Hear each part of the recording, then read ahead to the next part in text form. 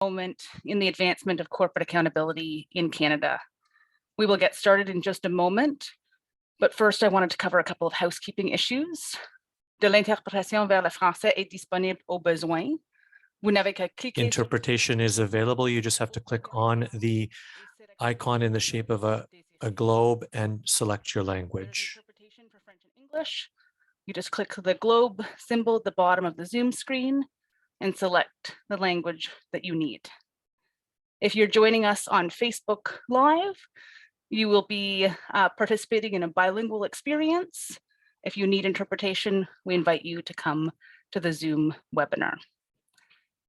You can put your questions directly into the Q&A box or into the chat box where they'll be collected. If you'd like to ask a question live, you can use the raise hand feature and we'll open up your channel so you can ask the question at the end of the webinar. Encore une fois, de l'interprétation vers le français est disponible au besoin. So once again, interpretation is provided for those of you who need it. Just click on the globe at the bottom of your screen to activate the interpretation. My name is Emily Dwyer. I am the Policy Director at the Canadian Network on Corporate Accountability. Our network brings together 40 member organizations from across Canada. I am joining you today from the unceded and traditional territories of the Anishinaabe and Algonquin people. We wish to start by expressing our thanks to members of Parliament Peter Julian and Heather McPherson for introducing these two robust private members' bills into the House of Commons today. The CNCA has been working on these issues for over a decade. We published two model corporate accountability laws, the first in 2017 to create an ombudsperson with independent investigatory powers, the second in May 2021 to provide, to pass into law the corporate responsibility to respect human rights. These bills are really landmarks, are really groundbreaking. And we thank all members of Parliament who will surely be supporting them as we go forward.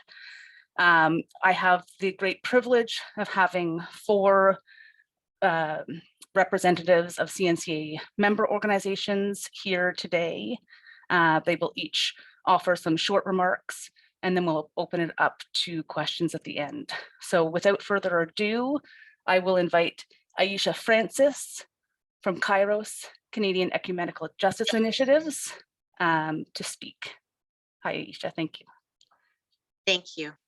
I want to firstly acknowledge and thank the Canadian Network on Corporate Accountability and its members for their decades-long persistence in advocating for corporate accountability in Canada. On behalf of KAIROS, I also thank the CNCA for drafting mandatory human rights and environmental due diligence legislation. Today, KAIROS is grateful to members of Parliament, Peter Julian and Heather McPherson for tabling two important bills to help realize this draft legislation and to strengthen the mandate of the Canadian Ombudsperson for Responsible Enterprise. These critical pieces of legislation are long overdue in Canada. For 2 decades, KAIROS, its global partners, members, churches, and networks have called on our government to make Canada open for justice. KAIROS's partners include Indigenous communities in Canada and the Global South, specifically women, land defenders, and water defenders. The Government of Canada has been vocal in its support for a feminist approach and is developing a feminist foreign policy. A feminist foreign policy, however, is significantly compromised without strong corporate accountability legislation. It is imperative then that the Canadian government fully support and prioritize the passage of these two bills. In fact, we call on the support of all members from all parties, as well as voters across the country, to call on their MPs to do so as well. I must emphasize that KAIROS is not against mining. We acknowledge its role in our society, particularly in renewable energy development. But the transition to clean energy must be just. Justice is not served when those affected the most by mining are chronically ignored. Patriarchy has precluded Indigenous women from decision-making tables, and colonialism has made environmental racism a reality worldwide and here in Canada. If enacted, Mr. Julian's bill would require companies to consult right holders and identify risks to prevent human rights abuses and environmental harm. It must be noted that companies have a reputation for mistaking consultation for consent. They also have a reputation for manipulating information and data to deceive communities, bypassing community decisions and ignoring their rejections. To prevent harm, companies must obtain the free, prior, and informed consent of communities to operate in their territories, which is a right enshrined in the United Nations Declaration on the Rights of Indigenous Peoples. Too often, this right is ignored. Too often, mining impacts Indigenous women the most. Extractive projects tend to contaminate fresh water needed for everyday life, especially the tasks that socially fall on women to perform, such as cooking, cleaning, child rearing, cultivating, and small animal raising. Rarely consulted, women take their concerns, questions, and frustrations to the streets in their communities and to the extractive sites. For their efforts, they are stigmatized and ostracized within their own communities. They often fear smear campaigns on social media or local media. Public and private forces criminalize them, threaten, attack, and sometimes even kill them. These threats, attacks, and murders have dramatically increased in the past few years. Just last year, 59% of all human rights defenders who were killed campaigned for Indigenous rights and environmental protection. In Guatemala and Colombia, peace accords have attracted investment from Canadian companies, which has led to more violence to protect corporate interests. Guerrilla and paramilitary groups are targeting environmental protectors as obstacles to so-called progress and development. It must be noted that women and Indigenous communities are vital stewards of the land and water, including regenerative farming practices. They sequester carbon through natural soil management and reforestation. Local women are also at the heart of building just, equitable, and lasting peace in their regions. These efforts are undermined by large-scale resource extraction projects. While the bills tabled today target abuses at the overseas operations of Canadian companies, accountability must be applied in Canada too. As detailed in the 2021 report by Dr. Sherry Petou and released by KAIROS, extractive companies thwart and criminalize land defense with the support of federal and provincial governments. The final inquiry report on missing and murdered Indigenous women and girls and Two-Spirit people concludes that the extractive sector contributes to forms of gender-based violence. I urge the Canadian government to do what it should have done years ago, to do what millions of women, Indigenous, and other racialized communities worldwide have been calling for, to finally put an end to weak corporate accountability oversight in this country. It can start by supporting these two private member bills, in addition to Bill 226, tabled by Elizabeth May to address environmental racism. We call on the support from all members of all parties and voters across the country to call on their MPs to do so as well. It is high time that Canada establish a people and planet first approach to business. Thank you very much, Aisha, for those powerful words. I'll now invite Beatrice Olivastri from Friends of the Earth Canada to offer some remarks. The floor is yours, Beatrice. Thank you, Emily. And thank you to Emily and her colleagues at the Canadian Network for Corporate Responsibility for all their hard work over the last decade that brings us to this point today. We must also thank the two members of Parliament who have introduced these important bills today. The urgency that Aisha spoke about is relevant for environmental justice and the protection of environmental defenders. Now, the planetary threats that I would like to bring into this conversation are the climate crises, pollution, and the loss of nature. And we want to characterize those as the single greatest human rights challenge of our era. Unaccountable exploitation and greed drive these three threats. And at the same time, they drive violence towards land and environmental defenders. So in the face of ever-growing abuse, corporate self-reporting and the kind of voluntary mechanisms in place now are inadequate and plain unacceptable. Environmental justice can and will only be served by new legislation, such as the bills introduced today, that will hold corporations accountable for their actions and their profits. As we understand these bills, they will require companies to prevent harms, to undertake due diligence, and help impacted people across Canadian courts for injunctions and for remedies. The law makes clear that human rights include the right to a healthy environment, And a company's due diligence obligation includes having regard to the relationship between human rights and the environment, specifically that a healthy and sustainable environment is integral to the full enjoyment of a wide range of human rights that include the rights to life, health, sustainably produced food, and safe water. The UN recognized recently the right to a healthy environment as a human right. And they also underlined that the most vulnerable segments of the population are those most acutely impacted by the triple planetary threats that I referred to earlier: climate crises, biodiversity loss, and pollution. Our Friends of the Earth counterparts in Europe and also in the Global South have been at the forefront of a push for binding rules for business and rights for people under the negotiations at the UN Human Rights Council.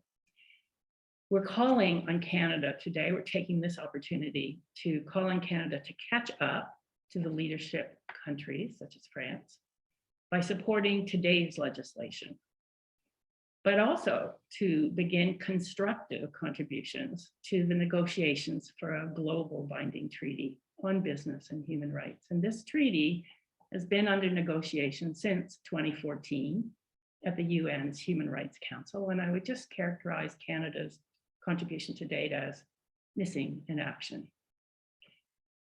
The environmental and human rights due diligence legislation that's been tabled today is an important step in the right direction, and we are hoping and expecting to see all party support for these important bills. Thank you.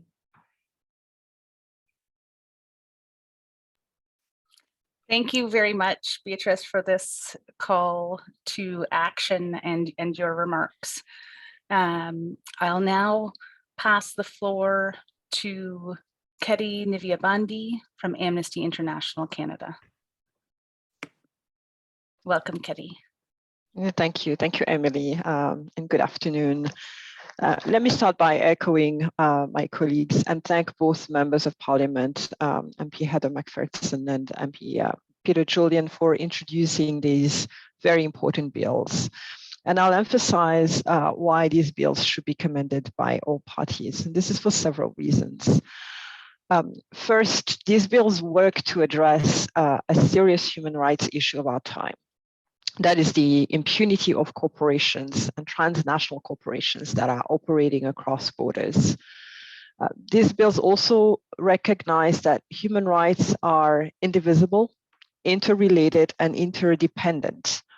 And we commend the fact that both these laws are not limited to a single human rights area, but rather refer to the core international human rights instruments and fundamental labor conventions. Both these bills also center access to remedy, both judicial and non-judicial, and on correcting the balance of power between powerful corporations on one hand and human rights defenders on the other. The due diligence bill, for instance, recognizes that companies need to not only be transparent about their global operations and business relationships, they also must take steps to prevent harm from happening in the first place. Here we are, 4 years after the Canadian government announced in the company of Amnesty International an ombudsperson with real powers to investigate. Yet the Office of the Core still does not have the basic minimum powers to do so. It is past time for Canada to act. Addressing corporate abuse is key to fulfilling Canada's international human rights obligations. And indeed, various United Nations bodies have called on Canada, they have called out Canada on its lack of business oversight. They have urged the Canadian government to hold companies accountable for their operations overseas and to adopt measures to prevent multiple human rights violations. The fact that it is simply that Canada cannot continue to rely on companies to voluntarily do the right thing, respect human rights and the environment without any enforceable rules. Doing so is precisely what has led to abuses in the past. Abuses borne largely by Indigenous land defenders and communities, many of whom happen to be women, as you heard earlier. So voluntarily and non-enforceable approaches for corporate conduct have not addressed the problem. Instead, they have enabled impunity. And failure to regulate is not only ineffective, companies simply continue to cause harm and people continue to face significant barriers to access remedy, but it is also inconsistent with Canada's international human rights obligations. And as rightly highlighted by Aisha earlier, it is incoherent with Canada's feminist foreign policy and its ambitions of global leadership on human rights. Canada needs to shift to an approach that centers harm prevention and prioritizes the rights of impacted communities, because corporate profit should not and must not come at the expense of people and the environment. When testifying at a recent International Human Rights Subcommittee hearing, the then chair of the UN Working Group on Business and Human Rights said very clearly that if Canada wants to show leadership on business and human rights, it needs to empower the Ombudsperson to investigate and to introduce mandatory human rights due diligence legislation. The bills that were introduced today get us one step closer to that. Passed into law, they will be a game changer. And we therefore at Amnesty International urge all members of parliament concerned about human rights to give these two landmark bills the urgent attention they require and deserve. Thank you.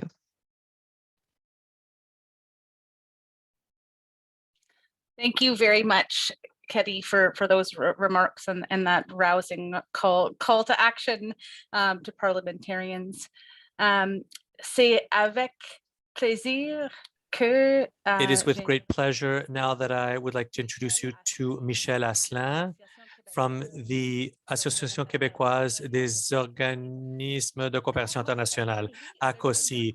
What's the name of ACOSI in French again? Michèle Asselin from ACOSI. Thank you very much, Michèle.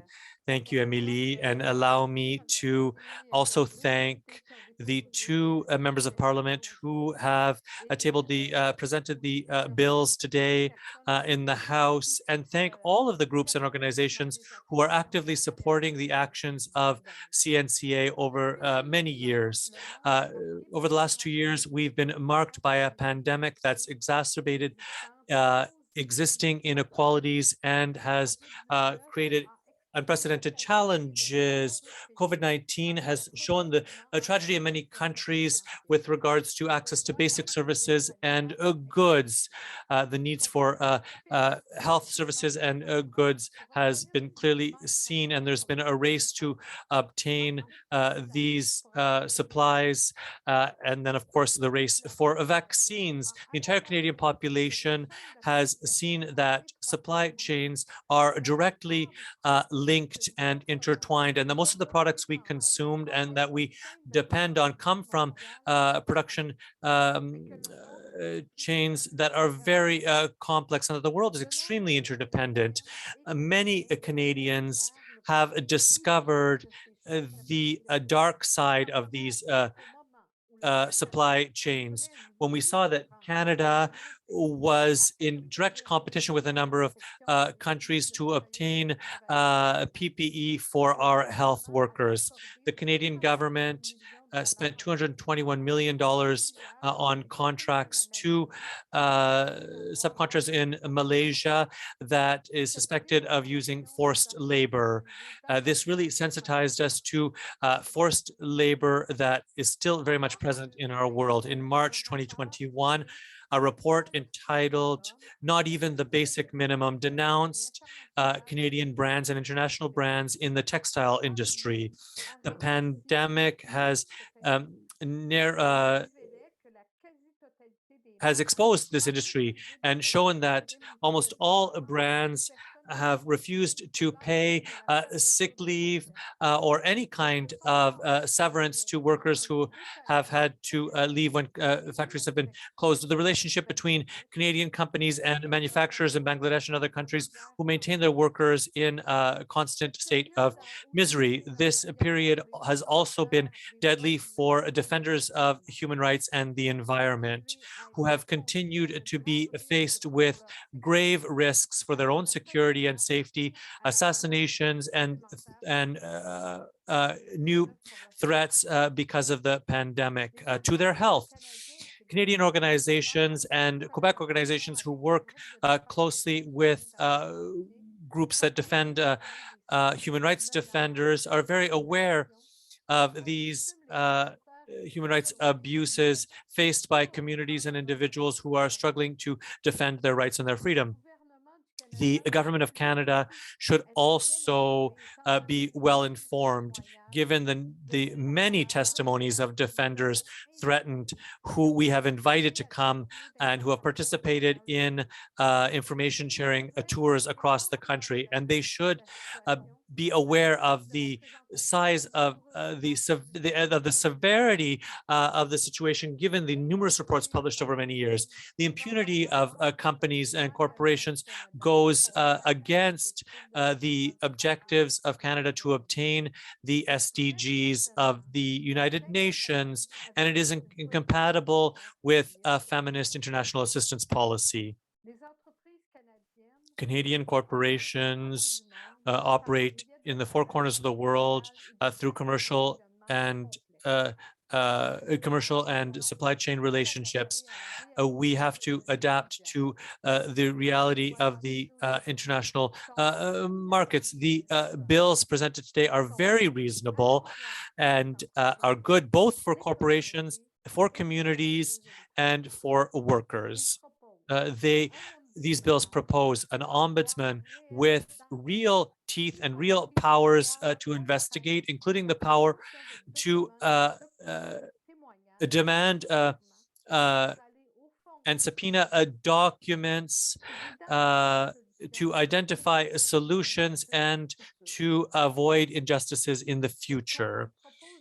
These bills also propose a legal obligation for companies to avoid prejudices and damage and to do their due diligence.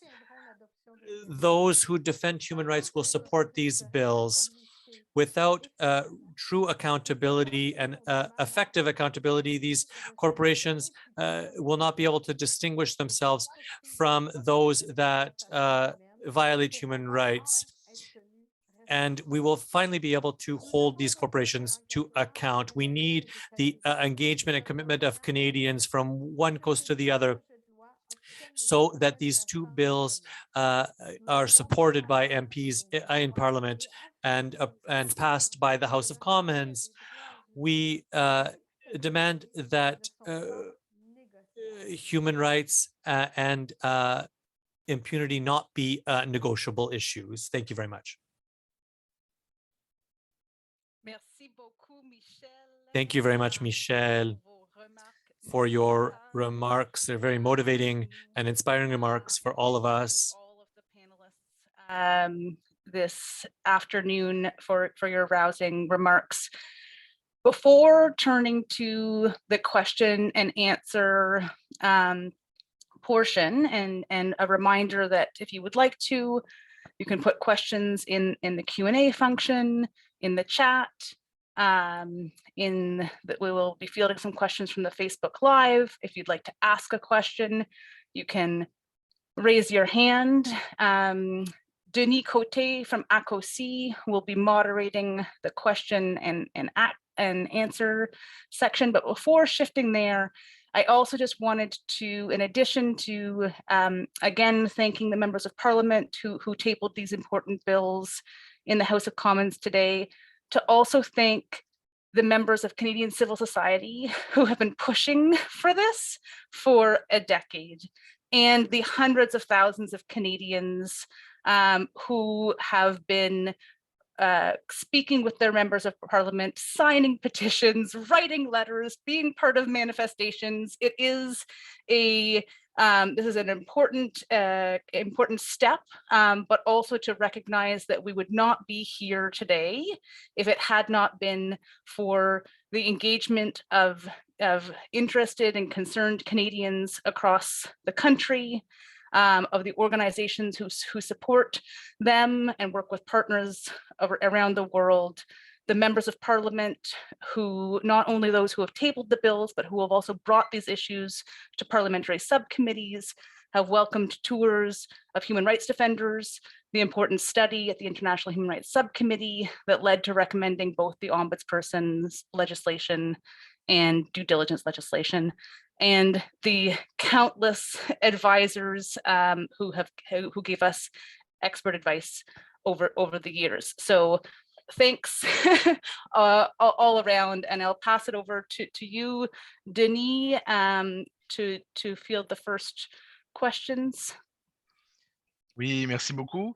Donc, Yes, thank you very much. So we invite you to ask your questions in the chat box or in the Q&A box in English or French. I'm just going to read the questions I see there in the language that they have been sent to us. So we can start with the first question, which is in English.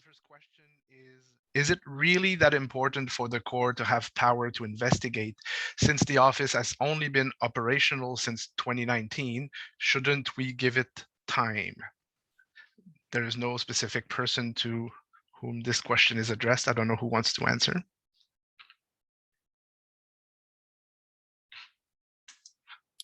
I can jump in unless anyone else wants to.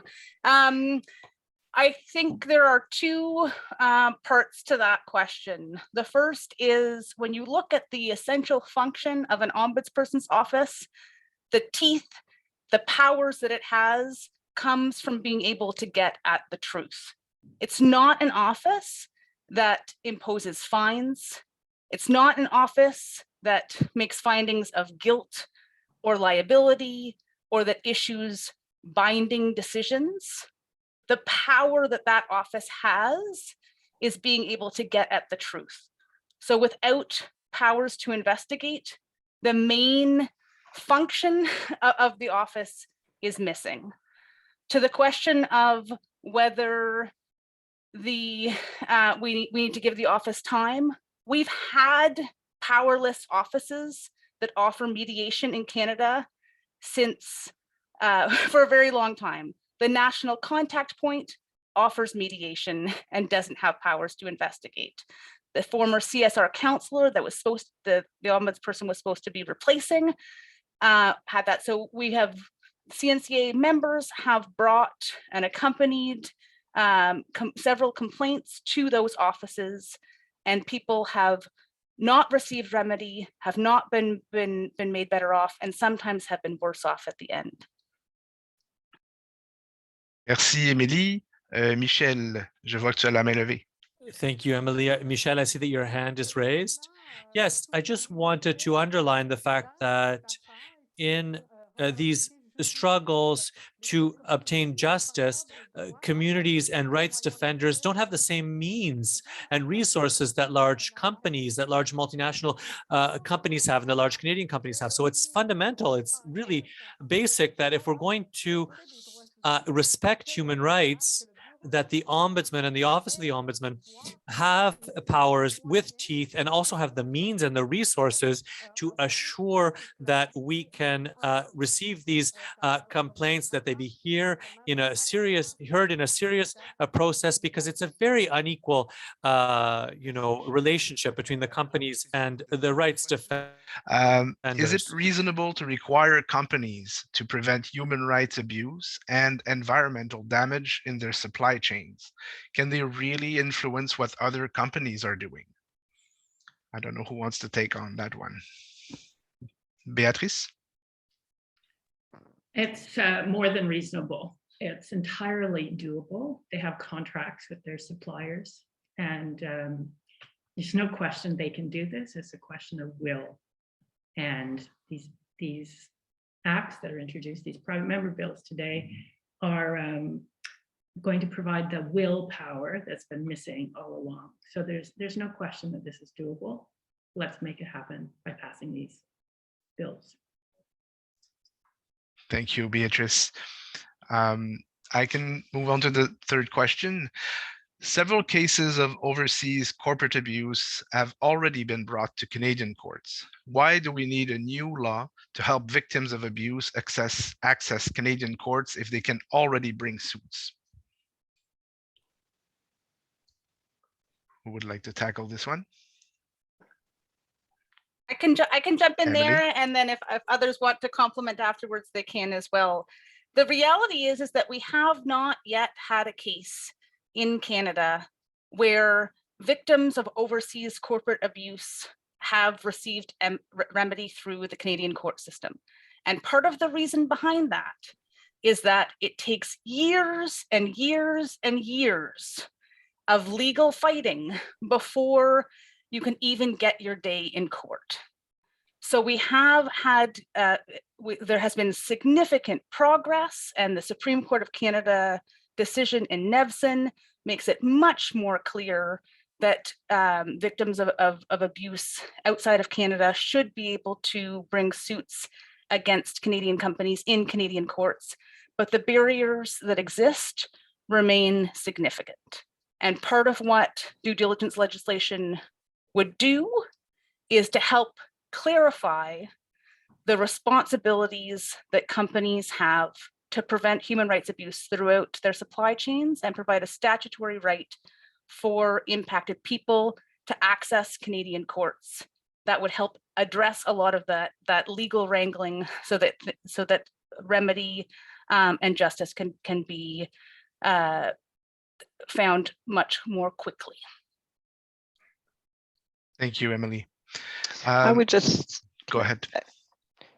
I mean, I think Emily has answered the question really well. I would just again caution us to really place the impacted communities and the impacted individuals at the center of this. With the current process that we have, the process is actually dissuasive to those who have been harmed to actually effectively access remedy because of the barriers that Emily has mentioned that are so onerous on individuals, and also linking back to what Michèle raised earlier is the cost. The legal cost is absolutely enormous. So this current legislation would remove these barriers and make it possible for individuals and communities to access remedy. So it is absolutely crucial. Thank you very much for the answers. The next question will be in French, but obviously to our panelists, you can answer in English. Il y a eu d'autres projets de loi. There have been other bills in the House of Commons and the Senate focusing on transparency and modern slavery. The bill presented today, or the bills presented today, are they similar? I hope you all got that translation. Otherwise, I can. Would someone like to? Do I see anyone else raising their hand? I can jump in, otherwise I don't want to monopolize the question and answer period. But, the reality is that of the modern slavery reporting private member bills that we've seen in the House of Commons and in the Senate are reproducing a model that has failed elsewhere.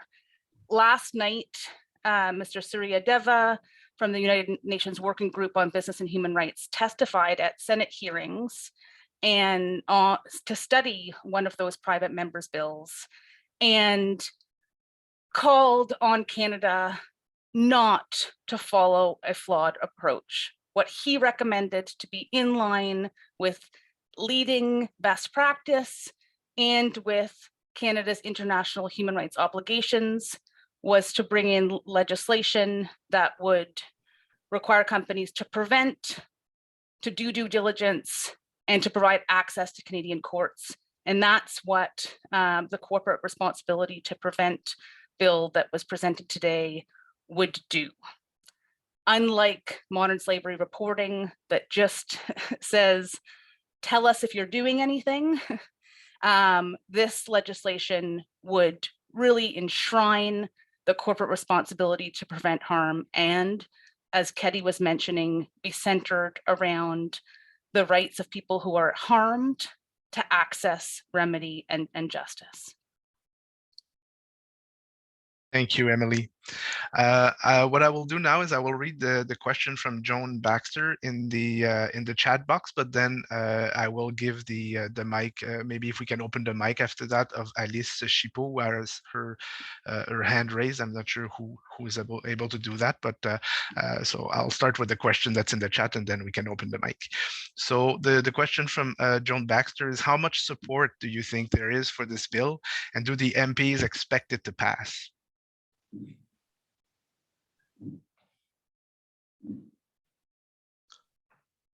Anyone for this one?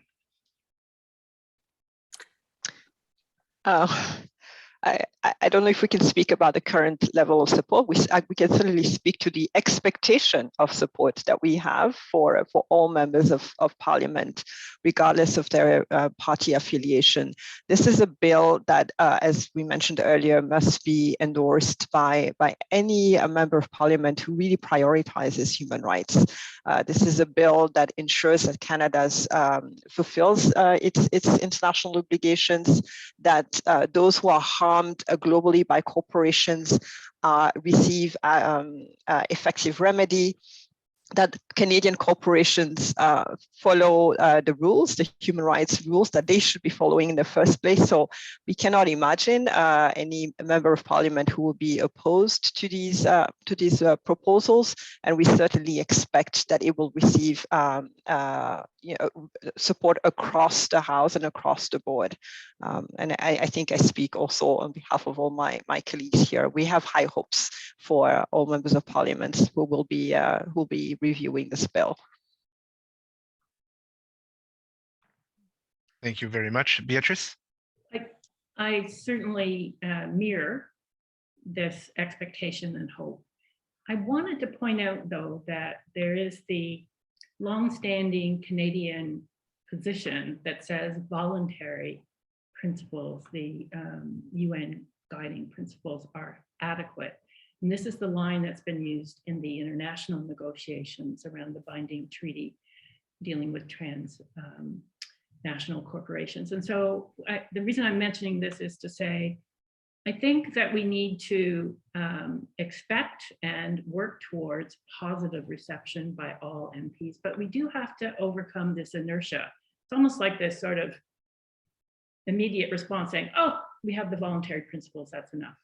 So we don't want anyone listening to think there isn't work to do, and that we really need to have everyone reaching out to their own member of Parliament to support these bills and to make sure there's a vigorous and robust discussion and debate, but working towards their adoption, definitely. But there is work to do on it. So please, please help.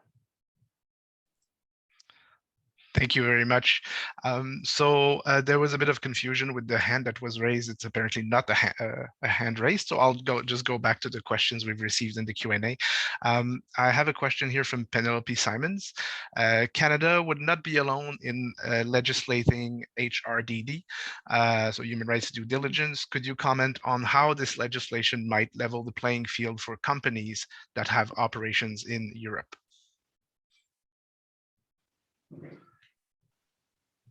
Sure, great question, Professor Simons. And I think that, as was mentioned earlier, there's really growing momentum towards these kinds of laws in terms of mandatory human rights due diligence laws. As Ketty mentioned earlier, we've seen laws coming out in Germany, France, Netherlands, Norway, and at the European Union level. If Canada doesn't pass this kind of law, Canadian companies will be at a competitive disadvantage. But also, many Canadian companies will already be subject to some of those laws. If they're operating in any of those countries in Europe, they may be caught by the existing legislation. And also because due diligence laws go down your supply chain, Canadian subsidiaries of European companies will also potentially be held in there. So there is a real a real opportunity for Canada to catch up. This is different than with the Canadian Ombudsperson for Responsible Enterprise, where if it had powers to independently investigate, it could really be considered the first of its kind in the world. It could be an opportunity, and as Ketty was mentioning earlier, those two laws together could help Canada to be seen as a leader. Thank you very much, Emily. We still have about 3-4 minutes, I think, for questions. I have there's Catherine Anderson who raised her hand. I don't know who can allow her to speak. Is it Gabriela?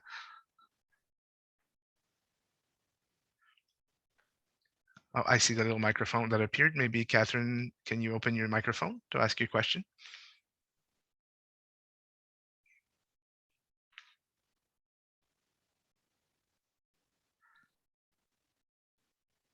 Or don't know if it's working. So maybe I'll take the question that's in the chat box in the meantime until we figure out how to open the microphone. So there was a question from Daniel Mallette. Donc, bravo pour ces présentations et bravo pour les deux projets de loi. Congratulations for these presentations and congratulations on the two bills. We can expect there to be a debate in the House and the Senate, and then a vote. When will the vote take place on these bills?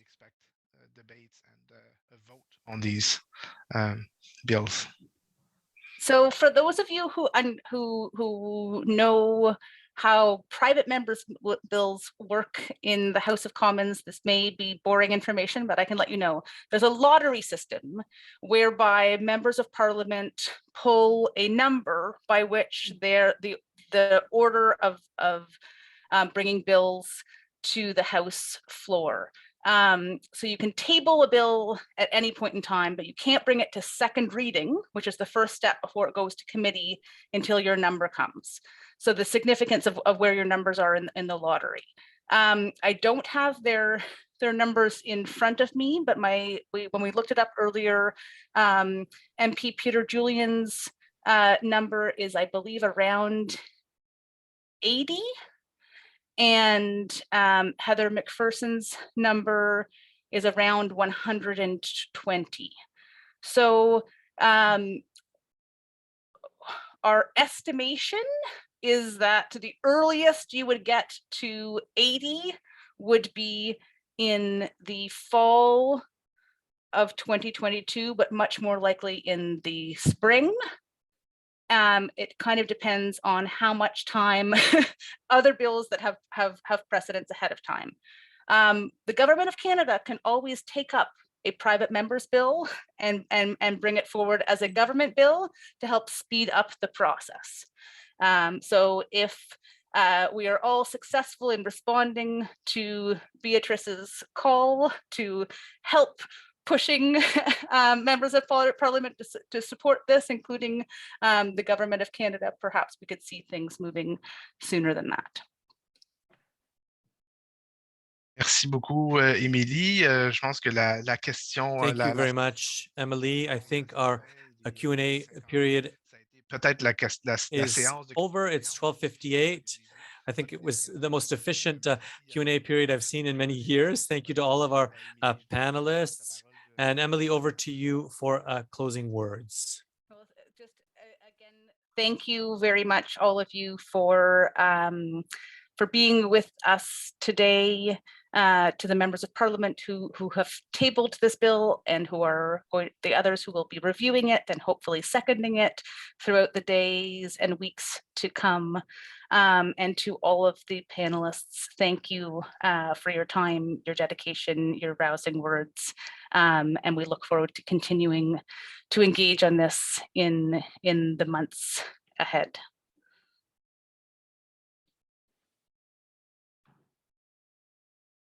Merci beaucoup. Merci. Au revoir tout le monde. Thank you. Thank you, everyone.